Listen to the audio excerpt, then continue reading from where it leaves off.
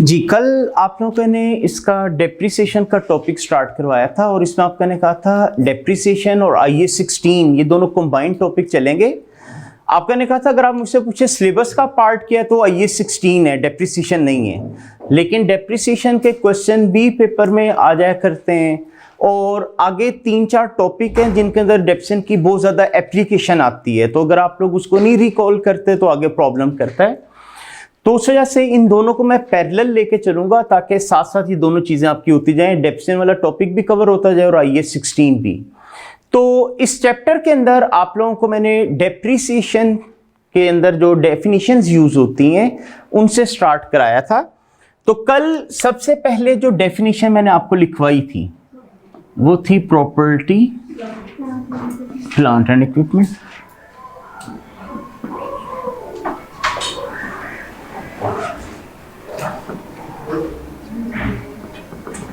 Property plant and equipment. अच्छा, आप लोगों ने कहा था कि आपको वर्ड बाय वर्ड डेफिनेशन याद करने की जरूरत नहीं है, आप लोगों का ओपन बुक पेपर है, आप पेपर के अंदर ओरिजिनल स्टैंडर्ड लेके जा सकते हैं।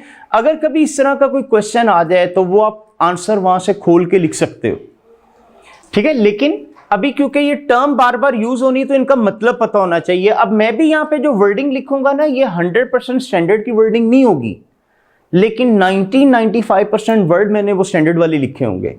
तो अगर आप वहां से ओरिजिनल स्टैंडर्ड से पढ़ते हैं तो भी आप लोगों को आइडिया हो जाएगा कि एग्जैक्ट तकरीबन यही डेफिनेशन थी। तो याद करने की जरूरत नहीं है, लेकिन इनका मतलब पता होना चाहिए। तो प्रॉपर्टी प्लांट एंड इक्विपमेंट को स्टैंडर्ड ने कहा था कि property plant and equipment are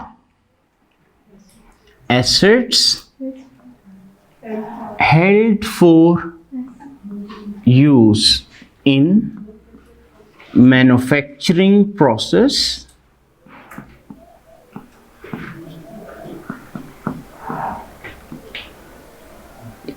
or for rendering of services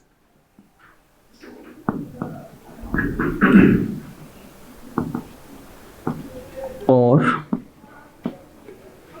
for delivery of goods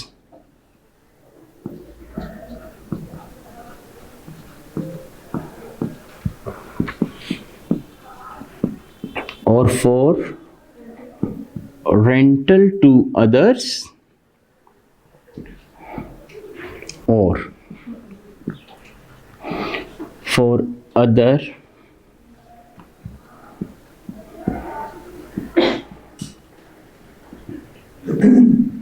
administrative purposes and life is more than 1 year। तो ये कल आप लोगों को मैंने इसकी डेफिनेशन डिस्कस की थी कि उसने कहा था प्रॉपर्टी प्लांट एंड इक्विपमेंट क्या होता है। कहते हैं ये वो एसेट्स होते हैं जो आपने अपने पास रखे होते हैं, उनको मैन्युफैक्चरिंग प्रोसेस में यूज करना है, यानी मशीनरियां वगैरह, या फिर रेंडरिंग ऑफ सर्विसेज के लिए यूज करना है। मतलब अगर आप एक सर्विस प्रोवाइडर हैं तो सर्विस डिलीवर करने के लिए, रेंडर करने के लिए जो आप लोग एसेट्स यूज करते हैं, या फिर डिलीवरी ऑफ गुड्स, इसमें आपकी वैन वगैरह आ जाती हैं जिसमें आप लोग सप्लाई करते हैं अपनी गुड्स डिफरेंट होलसेल मार्केट में या रिटेल मार्केट में। फिर कह रहा है फॉर रेंटल टू अदर्स, या आपने अपने पास रखे होते हैं कि किसी को किराए पे देंगे। और फिर फाइनली उसने क्या कहा था कि अदर एडमिनिस्ट्रेटिव पर्पस भी हो सकता है कि आप अपनी एडमिनिस्ट्रेशन के अंदर यूज कर रहे होते हैं। और इनके बाद आखिर में उसने कहा था and life is more than 1 year, life 1 साल से ज्यादा होनी चाहिए। देखिए अगर उसकी लाइफ है 6 महीने, अभी मैं एसेट लिखूं 6 महीने बाद उसको डेप्रिसिएशन के नाम से एक्सपेंस में लिख दूं तो फिर बेटर नहीं जब खरीदूं उसी वक्त एक्सपेंस लिख दूं।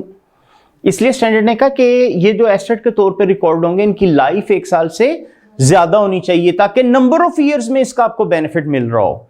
अगर उसी साल मिलना है तो फिर आप उसी साल इसको एक्सपेंस शो करा दो, फिर एसेट बुक करने की जरूरत नहीं होती। तो कल ये चीज मैंने आपको डिस्कस की थी। अब बाकी जो इसकी 8-10 डेफिनेशंस हैं हम उनको डिस्कस करते हैं। तो अब नेक्स्ट मैं जरा डिस्कस करने जा रहा हूं कॉस्ट।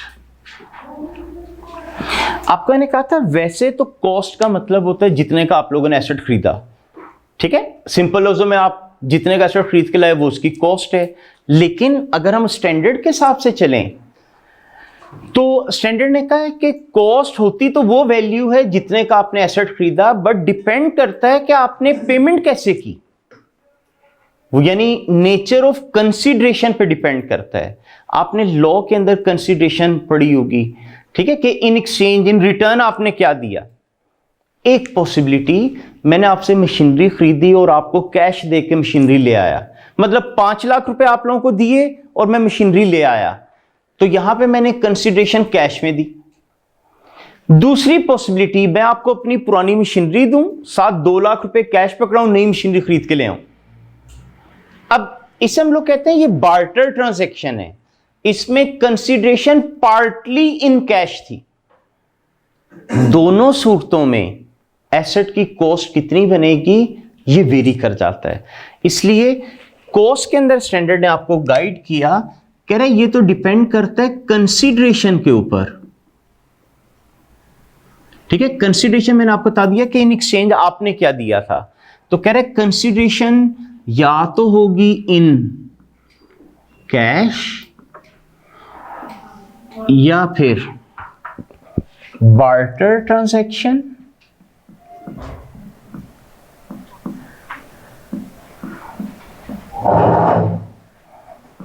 और पार्टली इन कैश। अच्छा, इकोनॉमिक्स में आपने बार्टर ट्रांजैक्शन पढ़ा था, क्या होता है ये? हाँ, कि एक्सचेंज ऑफ गुड्स वगैरह कर लेना, चीजों के बदले चीजें ले लेना।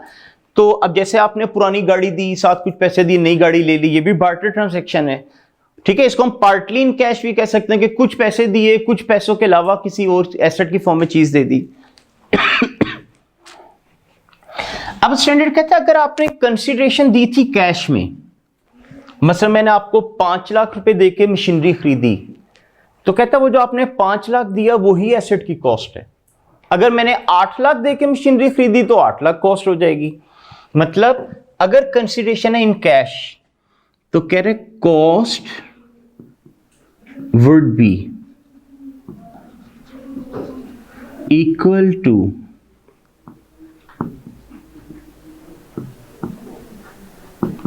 amount of money paid or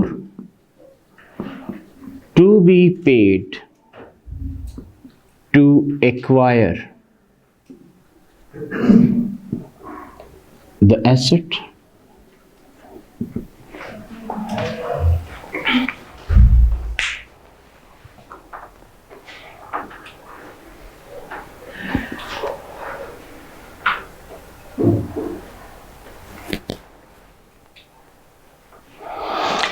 ठीक है। कह रहे cost would be equal to amount of money paid, कह रहे जो आप लोगों ने पैसे दिए ना एसेट खरीदने के लिए वो उसकी कॉस्ट है, और टू बी पेड या जो भी देने हैं। मसलन आप मेरे पास आए मशीनरी खरीदने, आपने कहा कितने की, मैंने कहा 5 लाख की, आपने मुझे 5 लाख दिए, मैंने आपको मशीनरी दे दी, तो आपको मशीनरी कितने में पड़ी? 5 लाख में, तो उसकी कॉस्ट 5 लाख होगी। आप मेरे पास आए, आपने कहा मशीनरी कितने की, मैंने कहा 5 लाख की, आपने कहा पैसे मैं हफ्ते बाद दूंगा, मैंने कहा चलो ठीक है ले जाओ, हफ्ते बाद पैसे दे जाना। आपने मुझे पैसे दिए नहीं, बट कितने देने? 5 लाख। अगेन उसकी कॉस्ट क्या होगी? 5 लाख होगी, ठीक है। तो इसलिए उसने कहा अमाउंट ऑफ मनी पेड, जो पे कर दिए, और टू बी पेड या जो पे करने हैं वो उसकी कॉस्ट होती है। अच्छा, इसके आगे मैंने लिखा नहीं है, वैसे मैं आपको बता देता हूं। स्टैंडर्ड है कि कई दफा आप लोग ना डेफर पेमेंट कर देते हो। डेफर पेमेंट का मतलब आप पोस्टपोन कर देते हो, भाई बाद में दूंगा पैसे। तो कहता है उस पोस्टपोनमेंट की वजह से कुछ एक्स्ट्रा पैसे देने पड़ जाते हैं। कहता वो जो एक्स्ट्रा पैसे देते हैं ना वो इंटरेस्ट होता है, और इंटरेस्ट एसेट की कॉस्ट में ऐड नहीं करते होते अनलेस कि IAS 23 अलाउ कर दे। IAS 23 भी हमने पढ़ना है बाद में, तो इसलिए अभी मैंने इधर लिखा नहीं, वो आगे जाके इंशाल्लाह जब हम पढ़ेंगे तो आप लोग देखेंगे। मतलब फर्ज करें आप मेरे पास मशीनरी खरीदने आए, मैंने कहा 5 लाख की है, आपने कहा पैसे 6 महीने बाद दूंगा, मैं कह नहीं, अगर 6 महीने बाद दोगे फिर 6 लाख की है। अब मैं जो आपसे लाख रुपए एक्स्ट्रा ले रहा हूं वो क्या है? हाँ, स्टैंडर्ड कहता है वो इंटरेस्ट ले रहे हो आप, कह रहे तो ये ना कह देना मेरा एसेट 6 लाख का है, एसेट 5 लाख का ही है, लाख तो इंटरेस्ट दी है। तो इसलिए उसने कहा वो जो लाख रुपए एक्स्ट्रा दिए है वो एसेट की कॉस्ट में ना ऐड करना, आपका एसेट 5 लाख का ही है। लेकिन कह रहे कुछ हालात में वो लाख रुपया ऐड हो सकता है, लेकिन वो कब होगा, जब IAS यानी इंटरनेशनल अकाउंटिंग स्टैंडर्ड 23 आपको अलाउ करेगा। वो फिर जब हम आगे जाके पढ़ेंगे तो आपको आइडिया होगा कि कुछ एसेट्स का इंटरेस्ट ऐड हो जाता है, लेकिन वो सारा ऐड नहीं होता, उसकी कुछ कंडीशंस होती हैं, वो फिर डिटेल में जब पढ़ेंगे स्टैंडर्ड तो समझ आ जाएगी। इसलिए मैंने अभी वो यहाँ पे पॉइंट नहीं लिखा, बट अगर आप ओरिजिनल स्टैंडर्ड पढ़ोगे ना तो इधर लिखा होगा वो। अच्छा आगे देखते हैं। अब है जी बार्टर ट्रांजैक्शन।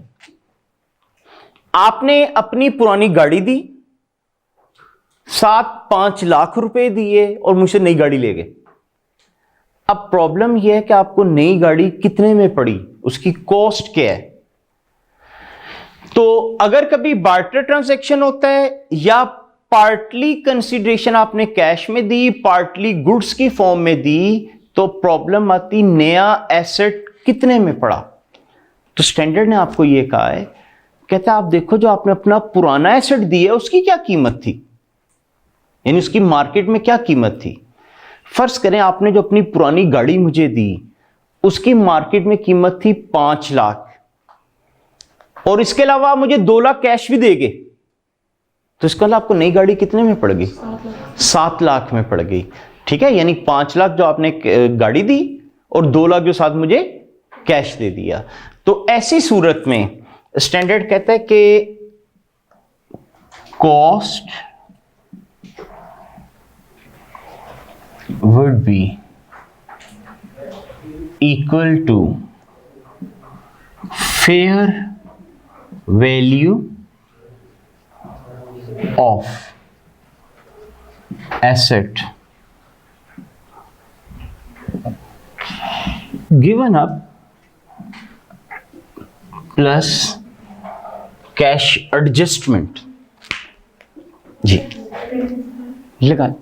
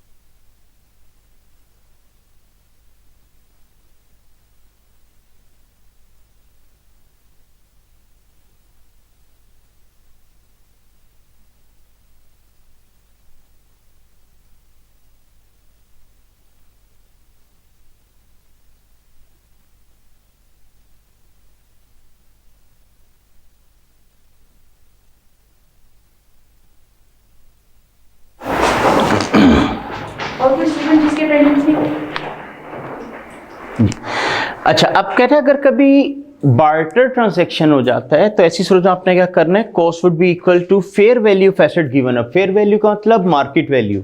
तो fair value of asset given up mean जो आपने पुराना एसेट दिया उसकी जो मार्केट वैल्यू थी प्लस कैश एडजस्टमेंट। तो कह रहे उसके अंदर आप ऐड कर लें जो कैश एडजस्टमेंट हुई। अच्छा मैंने इधर वर्ड लिखा है कैश एडजस्टमेंट, एक्चुअली वो ऐड भी हो सकती है लेस भी हो सकती है। मसलन अभी मैंने आपको कहा कि आपने मुझे 5 लाख वाली गाड़ी दी, साथ 2 लाख कैश दिया, तो आपको नई कितने में पड़ी, 7 लाख में। अब मैं एग्जांपल चेंज करता हूं, आपकी कोई एक्सपेंसिव कार है, आपने अपनी मुझे पुरानी गाड़ी दी जिसकी कीमत थी 10 लाख, और उसके बदले आपने मुझसे एक सस्ती कार ले ली, इनएक्सपेंसिव कार ले ली। अब मैंने क्या किया, आपको एक नई गाड़ी दी, साथ 3 लाख रुपया कैश वापस कर दिया। यानी आपने अपनी 10 लाख वाली गाड़ी मुझे दी, इन एक्सचेंज मैंने आपको नई गाड़ी दी और 3 लाख वापस पकड़ा दिया।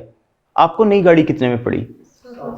7 लाख। अब आप लोगों ने 13 लाख नहीं कह दिया, अब यहां पे आपने 3 लाख उसमें माइनस किया था, ठीक है। तो इसलिए इधर हमने वर्ड लिखा है एडजस्टमेंट। वो ऐड भी हो सकता है, माइनस भी हो सकता है, डिपेंड करेगा आपने पैसे रिसीव किए कि पे किए। तो ये उसने आपको इसके अंदर बताया हुआ है कि अगर कभी बार्टर ट्रांजैक्शन हो तो फिर आप इस तरह कॉस्ट निकाला करोगे, ठीक है। बाकी आगे जाके इंशाल्लाह जब स्टैंडर्ड डिटेल में पढ़ेंगे तो कॉस्ट के अंदर क्या कुछ आता है, क्या चीजें ऐड होती हैं, क्या चीजें लेस होती हैं, वो भी फिर हम डिटेल में डिस्कस करते जाएंगे। अच्छा जी, अब आते हैं नेक्स्ट, नंबर 3, रेजिडुअल वैल्यू। अच्छा, रेजिडुअल वैल्यू स्टैंडर्ड ने वर्ड यूज किया है, लेकिन आप लोग रूटीन में इसके लिए स्क्रैप का लफ्ज भी यूज कर रहे होते हैं, ठीक है। स्क्रैप के अलावा आप लोग इसके लिए ट्रेड इन वैल्यू का वर्ड भी यूज करते हैं, साल्वेज वैल्यू, ये वर्ड भी यूज हो रहा होता है। तो ये मल्टीपल वर्ड्स आप लोग यूज कर रहे होते हैं।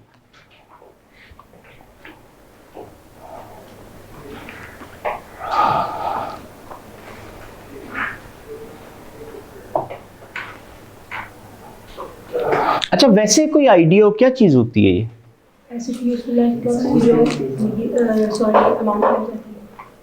हाँ, यानी सिंपल लफ्जों में आईटीएल लेवल पे ना आप लोगों को ये बताया गया होता है कि जब लाइफ खत्म होगी जितने का एसेट बिकेगा वो उसकी रेजिडुअल वैल्यू है। रेजिडुअल कहते हैं ना बाकी, वैल्यू मीन उसकी कीमत, तो बाकी कीमत जो रहेगी। लेकिन स्टैंडर्ड की डेफिनेशन ये नहीं है।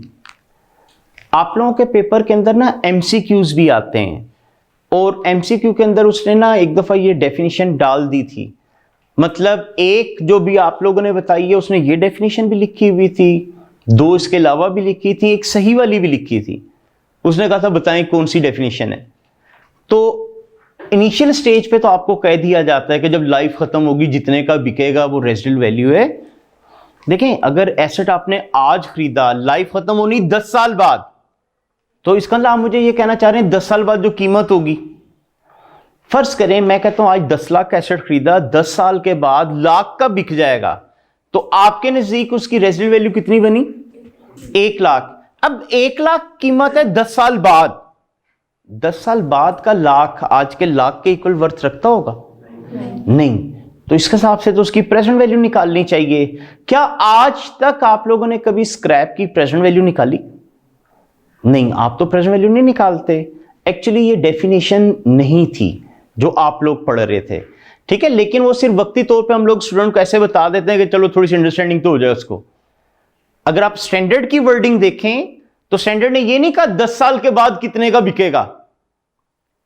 स्टैंडर्ड की वर्डिंग कुछ ये है कि स्टैंडर्ड कहता है आज एसेट की क्या कीमत होगी, अगर ये आज उसी हालत में पहुंच जाए जिस हालत में लाइफ खत्म होने के बाद होना था, ठीक है। यानी रेजिडुअल वैल्यू की जो डेफिनेशन है उसको अगर आप लोग थोड़ा उर्दू में अंडरस्टैंड करें तो स्टैंडर्ड कहता है आज उस एसेट की मार्केट में क्या कीमत होगी अगर ये आज उसी कंडीशन में पहुंच जाए जिस कंडीशन में इसने लाइफ खत्म होने के बाद होना था। देखिए, आपने एसेट आज खरीदा है, लेकिन क्या ये आज पहली दफे मार्केट में एसेट आया? नहीं। हो सकता है कोई लोग 5 साल पहले से यूज कर रहे हैं, कोई 10 साल पहले से कर रहे हो, आपने आज खरीदा हो। अगर आपके नजदीक एसेट की कीमत है, लाइफ है 5 साल, तो आप मार्केट में आ जाके देखो ना 5 साल पुराना एसेट कितने का मिलता है, वो उसकी रेजिडुअल वैल्यू होगी। तो अब जब स्टैंडर्ड ने वर्ड ये यूज किया आज इसकी क्या कीमत होगी, तो इसका मतलब जो रेजिडुअल वैल्यू है वो 10 साल बाद की नहीं आप मुझे बता रहे, वो आज वाली बता रहे हैं। तो अगर वो कीमत आज वाली है तो क्या उसको डिस्काउंट करने की जरूरत है? नहीं, तो इस वजह से आप उसकी प्रेजेंट वैल्यू नहीं निकालते। वरना आप देखेंगे जितने भी अकाउंटिंग स्टैंडर्ड आप पढ़ेंगे ना, जब भी फ्यूचर की बात की जाएगी तो साथ आपको कहा जाएगा इसकी प्रेजेंट वैल्यू निकालो, लेकिन इधर कभी स्क्रैप की प्रेजेंट वैल्यू नहीं निकाली। तो एक्चुअली स्क्रैप की डेफिनेशन ये नहीं थी कि 10 साल बाद कितने का बिकेगा। स्क्रैप की डेफिनेशन थी आज एसेट कितने का बिकेगा, अगर ये आज उस हालत में पहुंच जाए जिस हालत में 10 साल के बाद होना था। तो चूंकि आप कीमत आज की ले रहे हो तो इसलिए उसको डिस्काउंट करने की कोई जरूरत नहीं होती। तो सिंपल लफ्जों में तो आप लोगों ने यही पढ़ा हुआ था कि लाइफ खत्म होने के बाद एसेट जितने का बिकेगा। हालांकि आप कहने का इसकी डेफिनेशन ये नहीं है, इसकी डेफिनेशन है कि आज एसेट कितने का बिक जाएगा अगर ये आज उसी हालत में पहुंच जाए जिस हालत में लाइफ खत्म होने के बाद इसने होना था। तो ये होती है इसकी रेजिडुअल वैल्यू। अच्छा, अब आप लोगों ने एक टर्म पढ़ी थी डेप्रिशिएबल अमाउंट।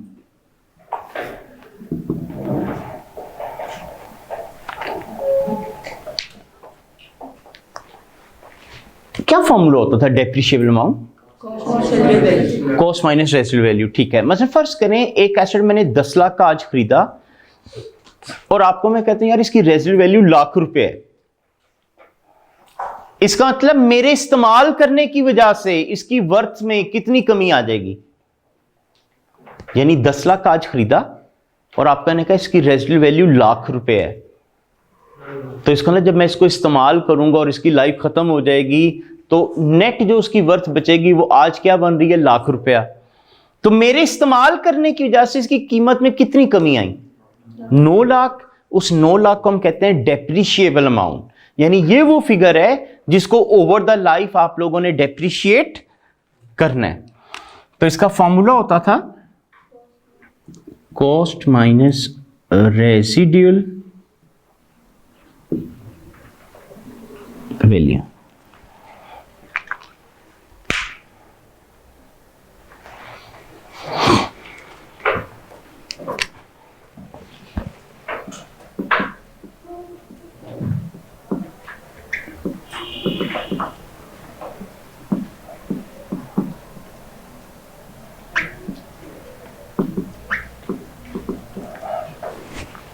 अच्छा, एक होती है यूजफुल लाइफ और एक होती है इकोनॉमिक लाइफ। इधर स्टैंडर्ड में यूजफुल लाइफ है, लेकिन ये मैंने दोनों इसलिए लिखी है कि स्टूडेंट को फर्क थोड़ा क्लियर हो जाए, तो उस वजह से मैं दोनों लाइफ एक्सप्लेन करूंगा। अच्छा, वैसे यूजफुल लाइफ का कोई आइडिया हो, ये क्या होता है?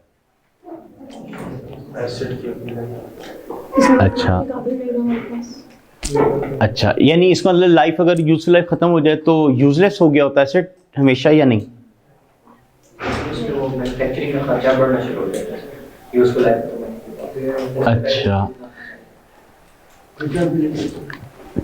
चलिए इकोनॉमिक लाइफ फिर क्या होती है, इसका कोई आइडिया हो?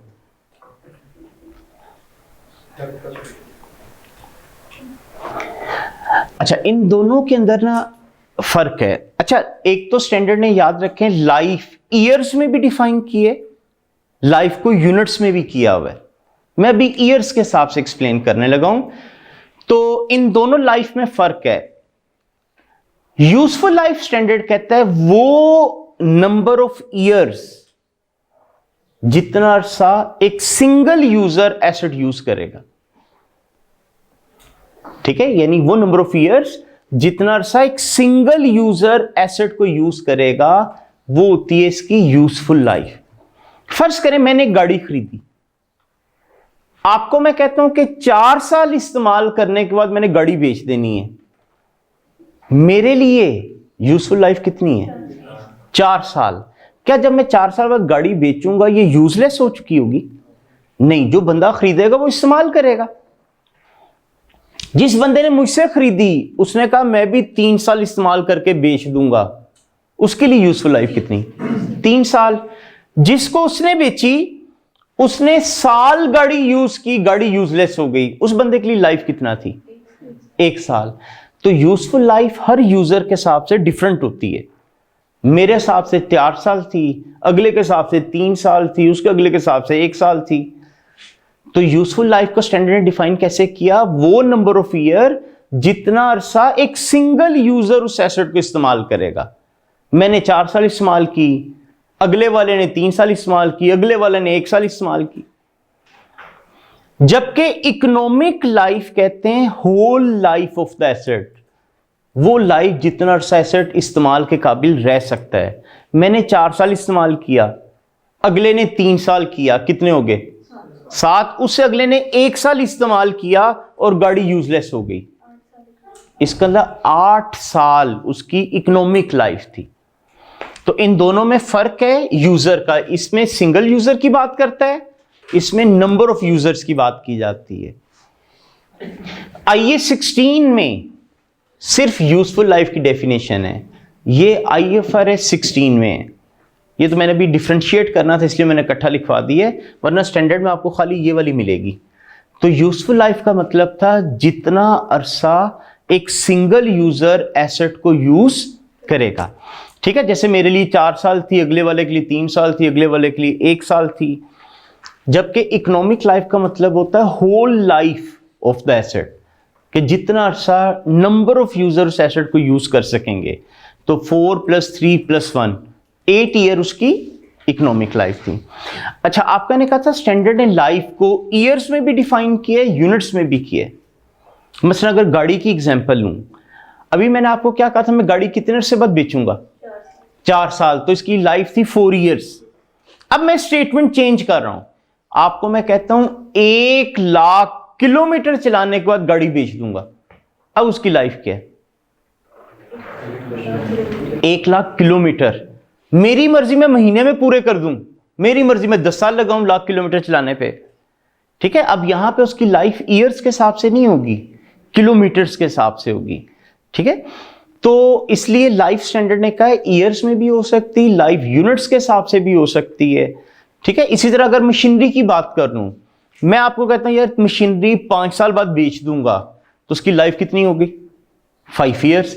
आपको मैं कहता हूं इस मशीनरी से 10,000 यूनिट प्रोड्यूस करने के बाद बेच दूंगा, अब लाइफ कितनी, 10,000 यूनिट। ठीक है, तो इसलिए लाइफ यूनिट में भी हो सकती है, लाइफ ईयर्स में भी हो सकती है। तो बहरहाल हमें अभी जो जरूरत पड़ेगी ना, वो यूजफुल लाइफ की पड़ा करेगी।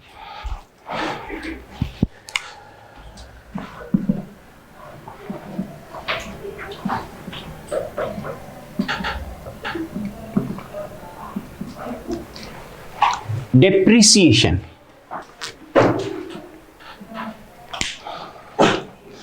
जो यूके के लोकल स्टैंडर्ड्स थे वो तो कहते थे कि वेयर एंड टेयर की वजह से, यानी एसेट को इस्तेमाल करने की वजह से उसकी वर्थ में जो कमी आती है वो उसकी डेप्रिसिएशन होती है। लेकिन चूंकि हमने इंटरनेशनल अकाउंटिंग स्टैंडर्ड फॉलो करने हैं तो हम उसके मुताबिक इसकी डेफिनेशन फॉलो करते हैं। तो वो आपको बताता है कि systematic allocation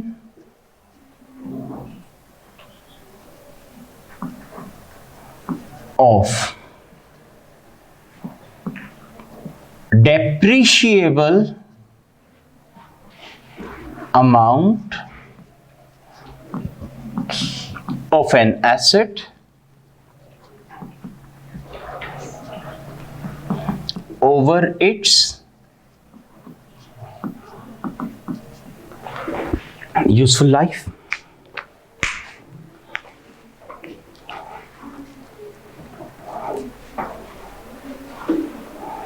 Systematic allocation of depreciable amount of an asset over its useful life. ठीक है, कह रहे कि एसेट की डेप्रिशिएबल अमाउंट को उसकी यूजफुल लाइफ में सिस्टमेटिकली खत्म करने को डेप्रिसिएशन कहते हैं। अच्छा, आप लोगों ने शायद आईटीए में थोड़े अकाउंटिंग कॉन्सेप्ट पढ़े हों, मैचिंग कॉन्सेप्ट, ठीक है, प्रूडेंस कॉन्सेप्ट। डेप्रिसिएशन किस कॉन्सेप्ट की वजह से कैलकुलेट की जाती है, इसको कोई आइडिया हो? अच्छा, वैसे प्रूडेंस कॉन्सेप्ट क्या होता था? हाँ जी, एसेट और इनकम ओवरस्टेट ना हो, एक्सपेंसेस और लायबिलिटीज अंडरस्टेट ना हो, ये तो प्रूडेंस कॉन्सेप्ट। ठीक है, ये एक्रूवल या जो मैचिंग कॉन्सेप्ट था ये क्या होता था? मैच करो उससे रिलेटेड। हाँ, यानी तमाम इनकम और एक्सपेंसेस का पीरियड आपस में मैच करना चाहिए, मतलब जिस पीरियड के इनकम या एक्सपेंसेस है उसी में रिकॉर्ड हो। देखिए, मैंने एक मशीनरी खरीदी 10 लाख की, उस मशीनरी को इस्तेमाल करके मैं चीजें बना रहा हूं, चीजें बना के बेचा करता हूं, हर साल चीजें बिक रही हैं, तो हर साल मैं रेवेन्यू बुक करता जा रहा हूं।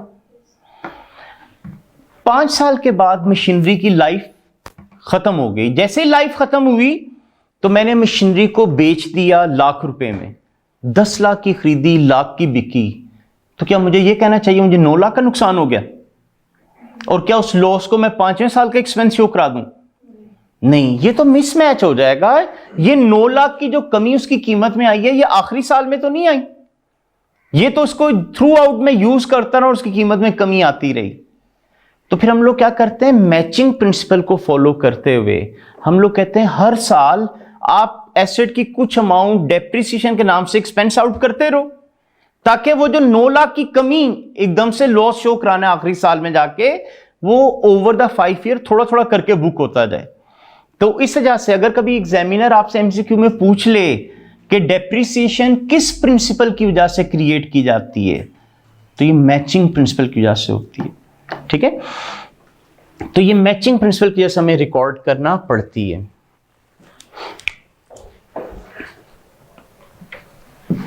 नेक्स्ट,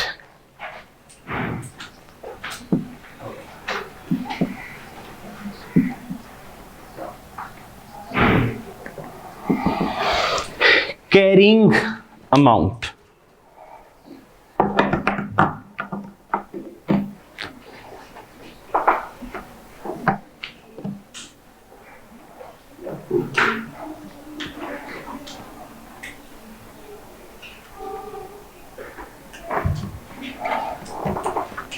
ठीक है, कैरिंग अमाउंट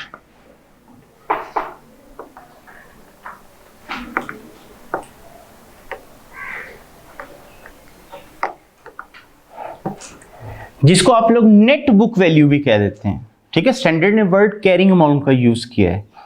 कैरिंग अमाउंट का मतलब वो वैल्यू जिस पे एसेट बुक्स में कैरी किया जा रहा है, बुक्स में फॉलो रिकॉर्ड किया जा रहा है। क्या फॉर्मूला होता था इसका?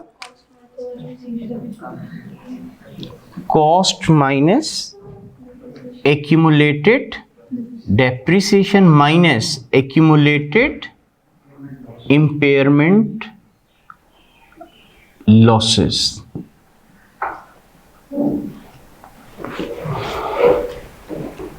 ठीक है, cost minus accumulated depreciation minus accumulated impairment losses.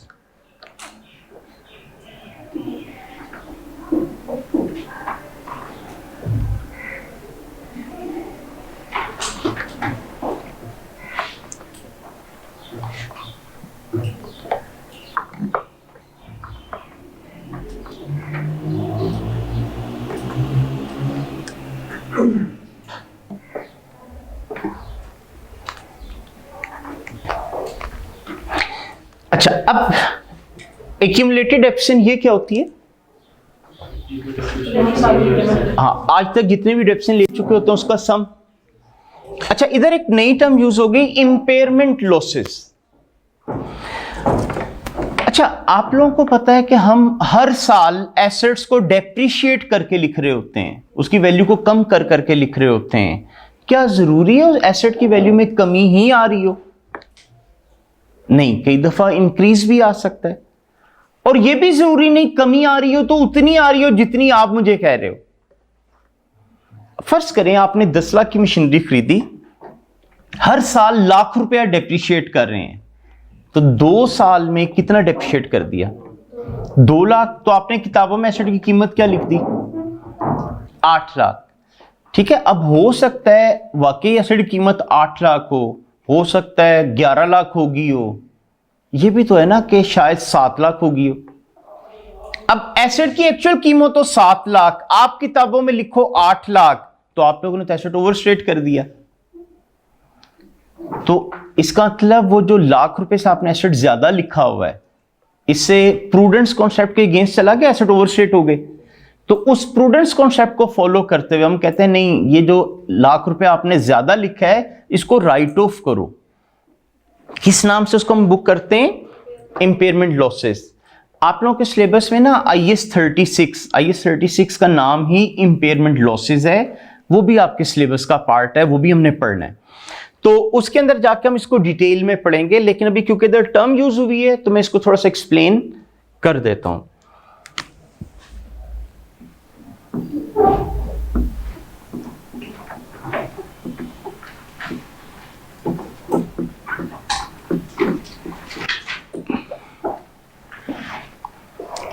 Impairment losses,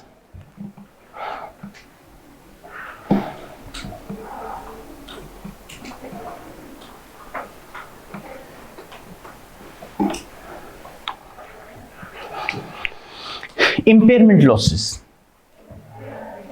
फर्ज करें किताबों में मैंने एसेट लिखा हुआ है कि जिस एसेट की कीमत है 8 लाख, हालांकि उससे जो मुझे बेनिफिट मिलना है वो 7 लाख से ज्यादा का नहीं मिलना। तो क्या मैं सही एसेट लिख रहा हूं 8 लाख रुपए का? कितना फालतू लिखा हुआ है? 1 लाख। उस 1 लाख को हम कहते हैं इंपेयरमेंट लॉस। अब इसका फॉर्मूला क्या है? इसका फॉर्मूला बनता है कैरिंग अमाउंट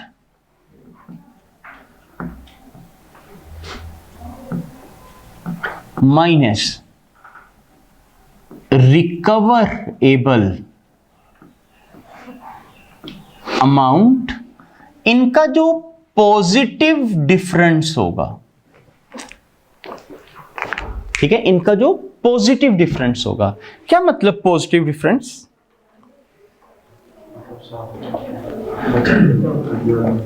जी, पॉजिटिव डिफरेंस कब आएगा? जब कैरिंग अमाउंट ज्यादा होगी। अगर कैरिंग अमाउंट कम हो ना तो वो लॉस नहीं होता। एक्चुअली इसको हम डिफाइन करते हैं an amount in excess of, यानी carrying amount in excess of recoverable amount of an asset is known as impairment loss. कि कैरिंग अमाउंट जितनी फालतू होगी, एक्सेस होगी रिकवरेबल अमाउंट से, वो इंपेयरमेंट लॉस होता है। तो अब मैंने क्योंकि फॉर्मूले में लिखना था इसलिए मैंने कहा जो इनका पॉजिटिव डिफरेंस आएगा, पॉजिटिव तब निकलेगा जब कैरिंग अमाउंट ज्यादा होगी। अगर कैरिंग अमाउंट कम है और बेनिफिट ज्यादा मिलना है तो फिर कोई लॉस नहीं है, ठीक है। तो कैरिंग अमाउंट का फॉर्मूला तो हमने इधर पढ़ ही लिया था। अब मसला है रिकवरेबल अमाउंट के एसेट से जो रिकवर होगा। देखिए मेरे पास एक मशीनरी है, इस मशीनरी से कैसे मुझे पैसे मिल सकते हैं? क्या क्या पॉसिबिलिटीज है? मतलब मेरे पास एक मशीनरी है, इससे कैश किस तरह जनरेट हो सकता है? हाँ, उस मशीनरी को इस्तेमाल करके चीजें प्रोड्यूस करूं, फिर उन चीजों को जाके बेच दूं, पैसा आ जाएगा। दूसरा क्या तरीका हो सकता है?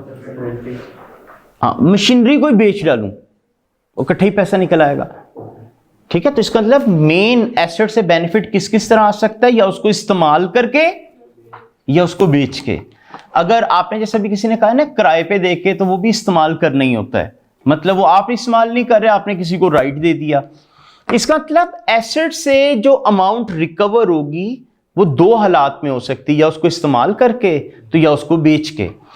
तो अकाउंटिंग जो स्टैंडर्ड्स है ना, वो डेफिनेशन इतनी वास्ट देते हैं कि कोई चीज मिस ना हो जाए। इसलिए जो रिकवरेबल अमाउंट की डेफिनेशन है ना,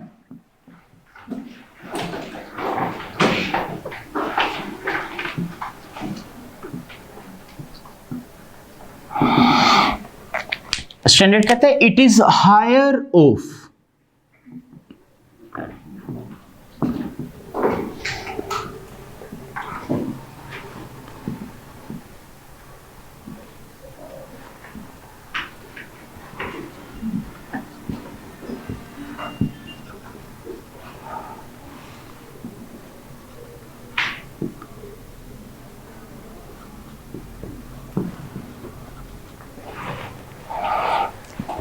it is higher of fair value less cost to sell or value in use.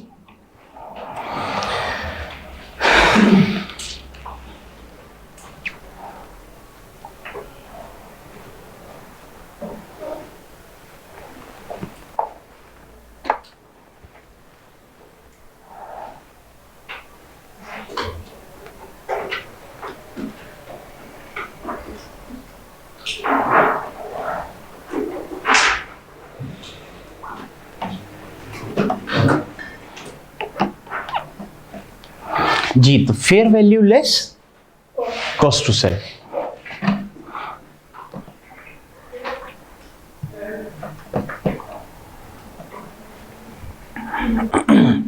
Fair value कहते हैं ना मार्केट वैल्यू।